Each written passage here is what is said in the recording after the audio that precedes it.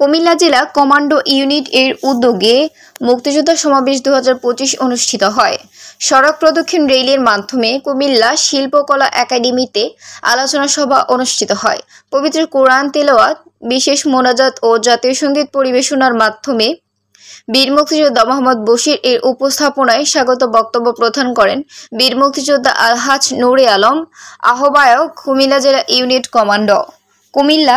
এই সময় প্রধান অতিথি হিসেবে উপস্থিত ছিলেন বীর মুক্তিযোদ্ধা মোহাম্মদ নাঈম জাহাঙ্গীর, আহ্বায়ক বাংলাদেশ মুক্তিযোদ্ধা সংসদ কেন্দ্রীয় কমান্ডো কাউন্সিল।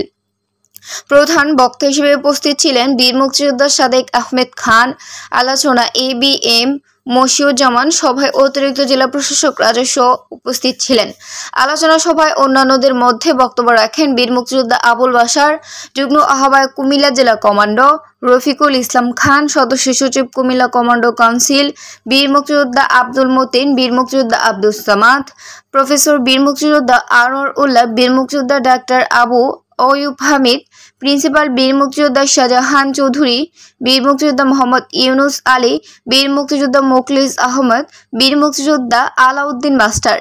বক্তাগণ সকলের আলোচনায় একটি প্রকৃত মুক্তিযোদ্ধা তালিকা তৈরি করার উপর বিশেষ গুরুত্ব প্রদান করা হয়। এছাড়া বর্তমানে জীবিত মুক্তিযোদ্ধাদের সুচিকিৎসা, বিভিন্ন হয়রানি এবং সমসাময়িক পরিস্থিতি হতে ঘুরে দাঁড়ানোর উপর বিভিন্ন আলোচনার নির্দেশনা প্রদান করে কেন্দ্রীয় কমান্ডের আহ্বায়ক ও সদস্য সচিব।